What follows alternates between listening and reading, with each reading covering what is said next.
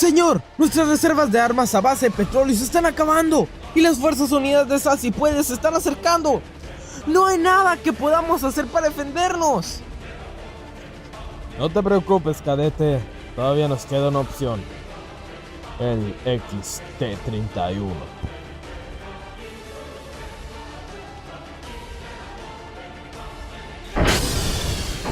Listo para mi misión. Buena suerte.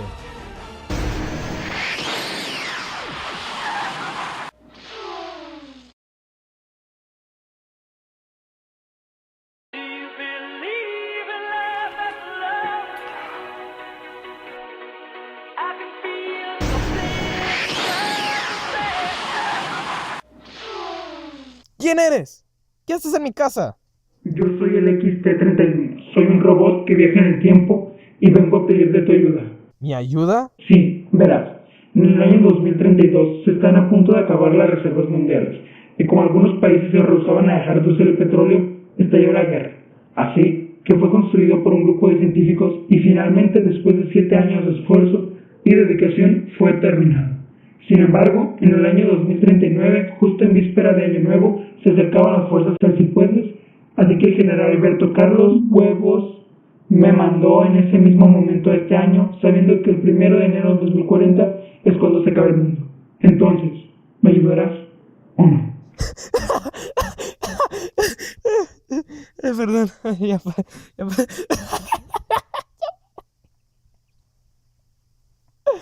Bueno, está bien, pero, ¿qué tengo que ver yo con todo esto? Dentro de un año empezarás tu propio canal de YouTube y para el 2024 te vuelves uno de los youtubers más suscritos del mundo. ¡Wow! ¿En serio? No, solo eres la persona más cercana que encontré que supiera editar videos y que no use Movie Maker. Bueno, entonces, ¿qué exactamente tengo que hacer? Contestar la pregunta al público. ¿Puedo dejar de utilizar los derivados del petróleo?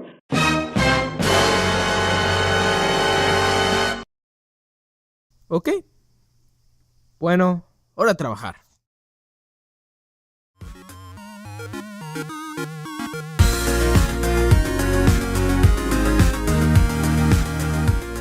Hola, ¿cómo están, chicos? Y bienvenidos. El día de hoy discutiremos un tema bastante importante, porque no solo nos afecta, pero dependiendo de las decisiones que se tomen hoy, decidirán el futuro de mañana. Por lo que les pido que al terminar el video, por favor, reflexionen sobre lo visto. Sí, por cierto, hoy nos acompaña con el tema un robot del futuro. Como muchos de ustedes ya sabrán, las reservas del petróleo son bastante limitadas, por lo que es tiempo de ir buscando algo que lo reemplace, y no solo en la producción de energía, sino como combustible de autos y en producción de plásticos y otras cosas. Para eso, primero tenemos que ver poquito de su historia, y cómo es que llegamos a depender tanto de él hoy en día. El petróleo es una sustancia conocida desde hace miles de años. Esto es, debido a que la existencia de depósitos superficiales de petróleo en diversas partes del planeta. Por ejemplo, en alrededores de Bakú, cerca del mar Caspio. En la antigüedad no fue objeto de uso intensivo. Su principal característica, el hecho de ser combustible, no pudo desplazar la utilización de madera, muy abundante en general y más fácil de transportar que el petróleo crudo. A pesar de ello, su uso puntual es muy antiguo y es atestiguado por los restos arqueológicos. Así, se sabe que los sumerios, un pueblo radicado en Mesopotamia desde el quinto milenio a.C., utilizaban petróleo para calafatar sus barcos, es decir, para conseguir que estos fuesen perfectamente estables. Asimismo, este atestiguado el uso del petróleo en los procesos de momificación desarrollados por los egipcios. De la misma manera, existen pruebas que los japoneses lo usaban como combustible para la iluminación de sus lámparas. 2 milenios antes de Cristo, en la otra punta del mundo, las tribus precolombianas lo utilizaron para pintar estatuas. Sin embargo, la explotación a gran escala del petróleo solo se produciría a partir del siglo XIX, cuando la generalización del uso de máquinas en la sociedad por causa de la revolución industrial exigió la generación de energía a gran escala. El desarrollo de la explotación del petróleo se realizó gracias a los avances técnicos, que mejoraron los sistemas de detección y extracción del crudo. A mediados del siglo XIX empezaron a desarrollarse procesos para la conversión del petróleo crudo en otros productos más útiles.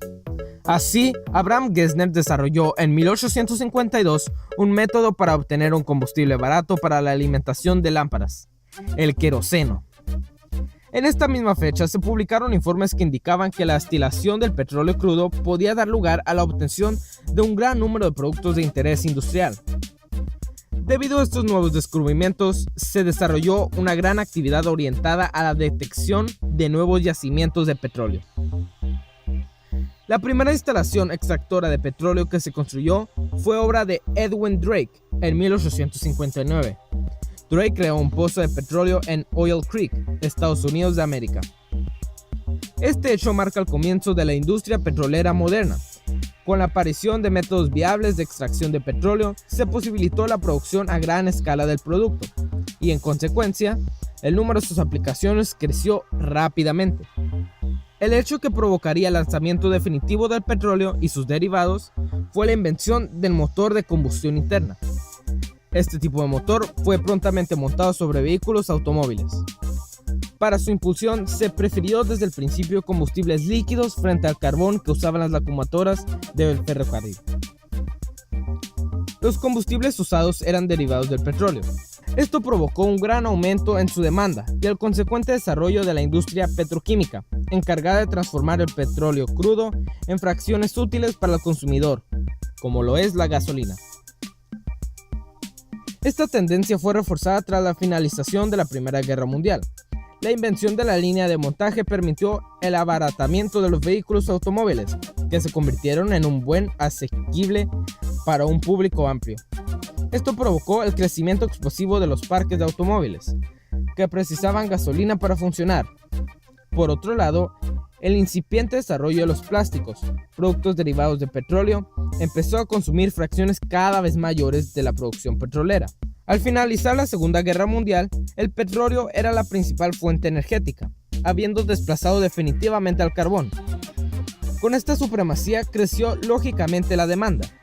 La producción del petróleo se fue transformando en la segunda mitad del siglo XX, en un asunto de Estado a escala internacional, hasta el punto que se han gestado grandes conflictos por el control de la producción petrolera, como la denominada Guerra del Golfo, producida por el control de los campos petrolíferos en Irak, Kuwait y Arabia Saudí.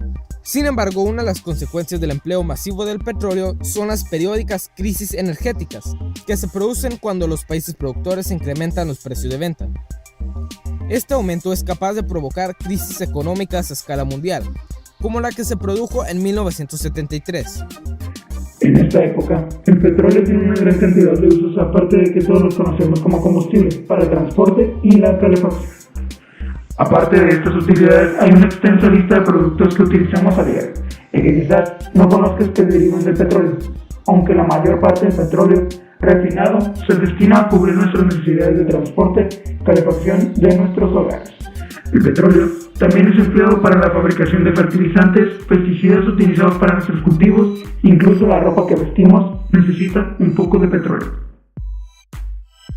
Lo creas o no, sin saberlo, dependemos del petróleo para la obtención de muchos materiales. Su refinamiento nos permite obtener una gran cantidad de productos que utilizamos en nuestra vida cotidiana, como por ejemplo, caucho, plástico, nylon, vinilo y poliéster. Sin embargo, en esta ocasión solo cubriremos las alternativas al uso del petróleo en plásticos, combustibles y en la producción de energía, ya que son los tres usos principales que se les da hoy en día. Entonces, vayamos tachando la lista, iniciando por los plásticos. Una de las alternativas que se está cobrando como fuerza como reemplazo del plástico regular es el bioplástico. El bioplástico, al igual que el elástico, está formado de polímeros. Sin embargo, estos polímeros no son derivados del petróleo, sino de recursos vegetales y renovables, como residuos agrícolas, soja, maíz, yuca y papas. Esto permite que los hongos, las bacterias y ciertas algas puedan descomponer los polímeros de manera rápida. A los polímeros del bioplástico se les denomina PHA, polihidroxialocanoatos. En la producción industrial de bioplástico se cultivan bacterias en un medio ambiente controlado que tenga las condiciones adecuadas para que se multipliquen rápidamente. Cuando la población de bacterias alcanza el tamaño adecuado, se les facilita nutrientes, con el objetivo de que inicien el proceso de sintetización de PHA. El paso siguiente es Extraer el pHa de las bacterias. Para esto se pueden utilizar compuestos químicos que disuelvan la materia de las bacterias, pero dejen el pHa o mediante medios mecánicos. Algunas de sus ventajas es que disminuyen la contaminación del medio ambiente, disminuyen la huella de carbono, no necesitan petróleo para su producción y su producción necesita menos energía y genera menos emisiones. Ok, entonces podemos tachar eso de la lista. Pero, ¿qué tal reemplazar los combustibles como la gasolina? Bueno, para esto ya se puede considerar el uso de los llamados combustibles alternativos. Bueno, ¿y qué son los combustibles alternativos? Ajaja, me alegra que pregunten eso. Si es que están preguntando eso porque pues no los puedo ver mientras estoy grabando esto y lo estoy editando. Bueno, los combustibles alternativos son compuestos que liberan energía calorífica cuando se oxidan en forma violenta y que están derivados de otras fuentes además del petróleo. La mayoría son sacados de fuentes renovables y a menudo producen menos contaminación que la gasolina o el diésel. Algunos de estos son el etanol. Este es producido en el país, derivado del maíz y otras cosechas, y produce menos emisiones de gas de invernadero que los combustibles convencionales. El biodiesel. Este es sacado de aceites vegetales y grasas animales. Esto por lo general produce menos contaminadores de aire que el gasoil a base de petróleo. El gas natural es un combustible fósil que genera menos contaminadores de aire y gases de invernadero. El propano, también llamado gas de petróleo licuado, es un combustible fósil abundante en el país que genera contaminadores de aires y gases de invernadero menos dañinos. Por último, el hidrógeno es otra de las buenas opciones.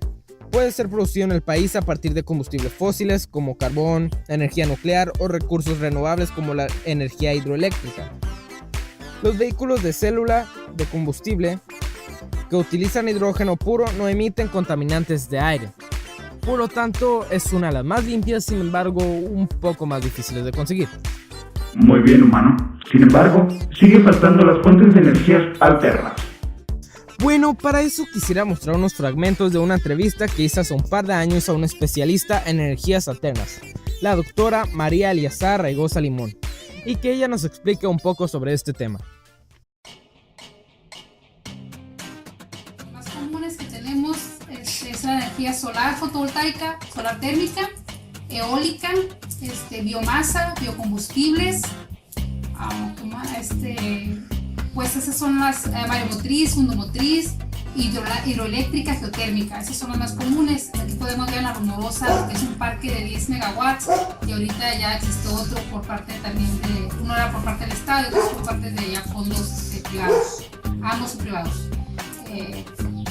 También fotovoltaicas, existe un cambio experimental con varios tipos de tecnología fotovoltaica en lo que es la parte de Cerro Prieto. Con seguimiento, con sistema de seguimiento, sistema de seguimiento. Estos son los principales, y en Monterrey sí existe ya lo que es el biogás, se está utilizando para lo que es la electrificación. Se dice que sí, se dice que existe, porque a fin de cuentas que se habla mucho de lo que es la energía solar térmica, no en México, pero se está dando la consecuencia, por ejemplo, de los pájaros mueren, prácticamente se queman en el aire por la torre que interviene con su migración. Otra característica sería la energía eólica. El sonido que ocasiona la energía eólica se dice que es similar a lo que hacen las hembras que se encuentran, que atraen a los murciélagos. Entonces también hay déficit en la muerte de murciélagos porque estrellan, migración, pero también se ha encontrado que en las propias aves se encuentran otras alternativas. Lo que es biogás, que puede haber una emisión de metano, hidroeléctrica, lo que es de gran producción, también pues al final de cuentas está afectando lo que son la presa, está afectando lo que son los cauces naturales. La aeromotriz que no tenemos en México, pues también podría ser que intervenga con lo que son los crecimientos acuáticos naturales, pero aún así si lo enfocas contra los beneficios que tiene el no utilizar carbón, el no utilizar petróleo u otras fuentes convencionales que al final de cuentas están agotando, todavía quedan muy por encima de las renovables. Pues más que nada sería el poder conocer antes de poner el parque solar, el parque eólico, qué flora y qué fauna existe ahí. Esa sería la principal. el ver que no se afecte, aunque se ha visto también estudios que las aves encuentran otros métodos y al final de cuentas encuentran otros caminos para las rutas de migración. El que hacemos un estudio más precavido de qué es lo que está y en qué puede intervenir para poder prevenir y asignar los recursos en el lugar, al final de cuentas en zonas protegidas que se tienen que respetar. Con respecto, pues, buscar más el estímulo a microescala, o sea, buscar el estímulo a lo que es hogar en lugar de un gran parque, eso mitigaría mucho los problemas que se están teniendo. Bueno. Entonces, si todo esto es posible, ¿por qué del futuro que vengo todavía los humanos se pelean por lo que queda del petróleo? Bueno, la simple realidad es que el petróleo es mucho más barato que cualquiera de estas alternativas. Y por el momento, esa es la única verdadera desventaja a todas estas alternativas que acabamos de ver. El hecho de que es más costoso elaborar la gran mayoría de estas que lo que cuesta un barril de petróleo y que no todos los países tienen el dinero ni la infraestructura para invertir en estas alternativas. Sin embargo, yo pienso que conforme avanza el tiempo, el costo de estas alternativas va a disminuir y el precio del petróleo va a aumentar. Por lo tanto, tarde o temprano, la mayoría de los países se verán obligados a empezar a utilizar estas alternativas. Sin embargo, ustedes, toda la gente que está mirando esto, puede contribuir con el simple hecho de hacer cosas pequeñas, acciones como reciclar, y así volver a usar el mismo petróleo que ya fue extraído y transformarlo, creo que una vez más. Bueno, eso ha sido todo por esta ocasión. Esperamos que tomen en consideración esta información útil y que algún día la puedan empezar a poner en práctica. Hasta entonces, intenten cuidar el medio ambiente, porque los estaré vigilando. Siempre vigilando. Siempre. Bueno, eso fue un poco escalofriante. Pero bueno, hasta la próxima. Bye.